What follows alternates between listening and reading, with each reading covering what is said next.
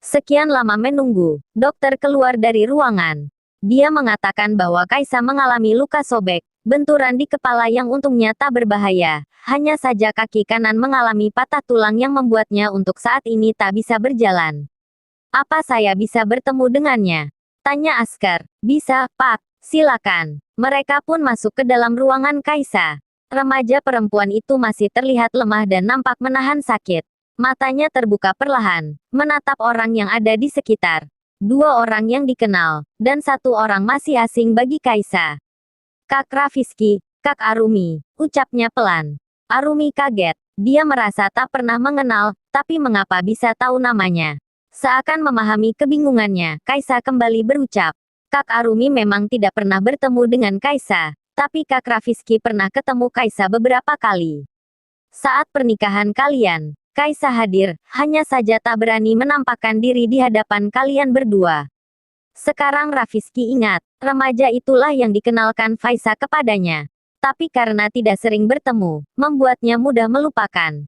Iya, aku ingat. Rafiski menatap lekat. Tolong Kak Faisa, lirihnya.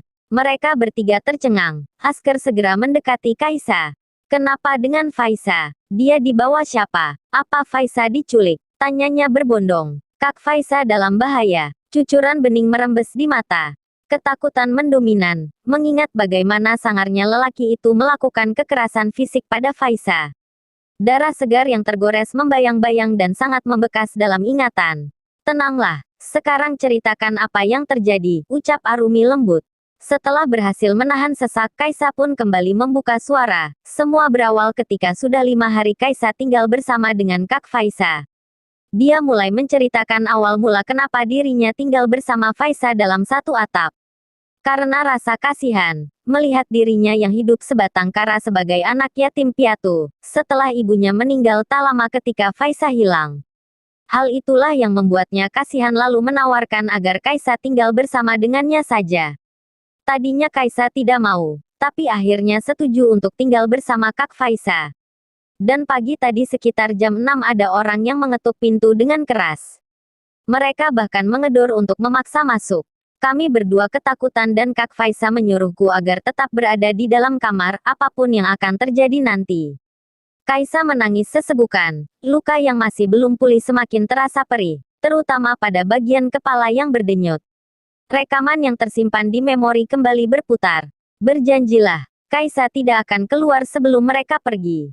Pintu akan segera terbuka. Kakak akan menghadapi mereka. Dan kamu sembunyilah. Takut kalau orang di luar sana adalah orang jahat. Pesan Faisa pada Kaisa.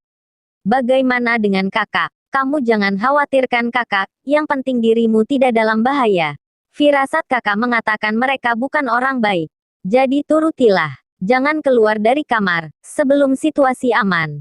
Faisa pun segera keluar kemudian mengunci kamar Kaisa. Pasrah karena tak bisa berbuat apa-apa. Ia hanya mengintip dari lubang kecil di dinding kamar yang menembus ruang tamu.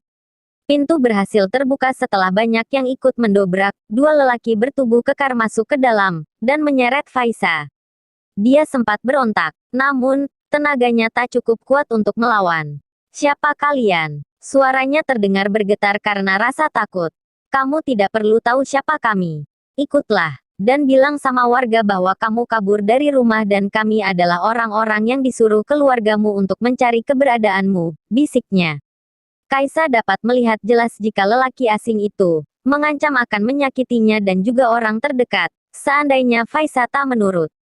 Bahkan Kaisa yang mengintip menelan Selaiva, melihat lelaki tersebut mengeluarkan sebuah pisau kecil yang terlihat sangat tajam. Tangannya bergerak ke belakang, sedangkan matanya masih fokus memberikan tatapan tajam pada Faisa. Dia menyingkap sedikit kerudung panjangnya dari belakang, kemudian pisau itu digoreskan sampai merobek baju.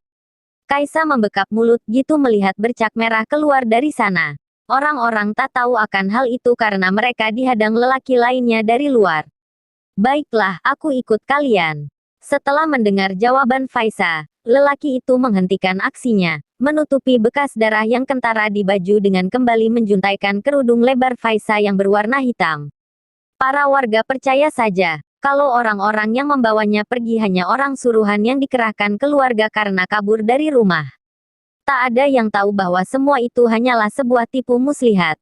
Lain kali jangan kabur lagi. Bikin rusuh tempat ini saja, maki salah satu dari mereka. Faisal hanya bisa diam tak berdaya. Ibu kontrakan datang untuk menagih agar uang selama ia diam di kontrakan segera dibayar. Salah seorang lelaki berpakaian hitam mengeluarkan berlembar-lembar uang berwarna merah yang membuatnya puas. Kaisa yang panik segera memilih keluar lewat jendela kamar, meski sakit saat terjatuh. Ia tetap berusaha berdiri dan lari mengejar agar tidak ketinggalan mobil yang membawa kakaknya. "Mang, minjam sepedanya dulu ya," teriak Kaisa langsung menunggangi tanpa mendengarkan persetujuan. Teriakan pemilik sepeda yang tak mengizinkan sama sekali tak dihiraukan. Ia terus mengayuh dengan sekuat tenaga, sampai keluar dari gang. Dan kebetulan ada ojek di sana. Dengan tergesa dia menyuruh untuk mengejar mobil hitam tersebut. Mengeluarkan handphone yang terselip di saku gamis meski agak kepayahan untuk menekan kontak seseorang tapi akhirnya berhasil. Namun, tak sengaja menekan tombol merah, sebab harus berpegangan ketika ada jalan rusak yang dilewati. Beruntung ia masih kuat menggenggam sehingga tidak jatuh. Rupanya hal itu disadari oleh orang yang berada dalam mobil. "Sepertinya kita harus memberikan pelajaran pada anak itu," ujar seorang yang duduk di samping kemudi. Jangan sakiti dia," teriak Faisal berurai air mata. Ia terus saja berteriak agar mereka tidak menyakiti Kaisa. "Berisik," bentaknya. "Bius dia agar tidak mengganggu," perintah orang tersebut pada dua orang yang mendampingi Faisal di kursi penumpang. Mereka pun mengambil sebuah kain yang sudah diberikan obat bius, kemudian membekapnya. Faisal berusaha menghindar. Nihil, tangan yang diikat ke belakang membuatnya kesulitan menghindari biusan, dan akhirnya tak sadarkan diri. Lelaki yang duduk di depan merasa puas, lalu menelepon seseorang untuk mencelakai gadis yang mengikuti mobil mereka. Tak lama ketika berada di jalan yang sepi, saat Kaisa sedang berbicara lewat telepon dengan Rafizky, sebuah sepeda motor dari arah belakang melaju dengan cepat dan menyerempet motor tukang ojek yang memboncengnya. Sepeda motor oleng dan kehilangan keseimbangan, sampai berakhir jatuh berbentur dengan aspal. Kaisa merasakan kakinya gitu sakit, ponsel masih ada dalam genggaman dan ia masih punya kesadaran ekstra untuk mensarelok tempatnya sekarang dan mengirim ke kontak Rafizky, seiring dengan penglihatan yang memburam. Kaisa terseduh kala menceritakan. Ketakutannya hanya tentang Faisal yang ia sudah anggap seperti kakak sendiri. "Tolong Kak Faisal, jangan sampai dia disakiti sama orang-orang itu," tangisnya. Arumi berusaha menenangkan. Asker membawa Rafizky keluar untuk membicarakan sesuatu. "Pagi tadi, aku ke rumah Faisal yang lama dan di sana aku mendapatkan informasi kalau Gibran selama seminggu ini tidak pernah terlihat berada di rumah itu. Kemudian ada seseorang yang mengikuti dan mengawasiku dari kejauhan. Menurut keterangan orang yang aku tanya, dia adalah salah satu teman Gibran. Aku curiganya kalau ini adalah ulah Gibran. Dia dalang di balik semua ini. Mengingat dialah orang yang memiliki dendam terhadap Faisal," ucap Asker serius menatap Rafizky yang juga berpikir. "Apa kita harus lapor polisi?" Asker menggeleng. "Sebaiknya kita mencari Faisal dan menemukan bukti dulu. Baru kemudian akan melaporkan ke polisi.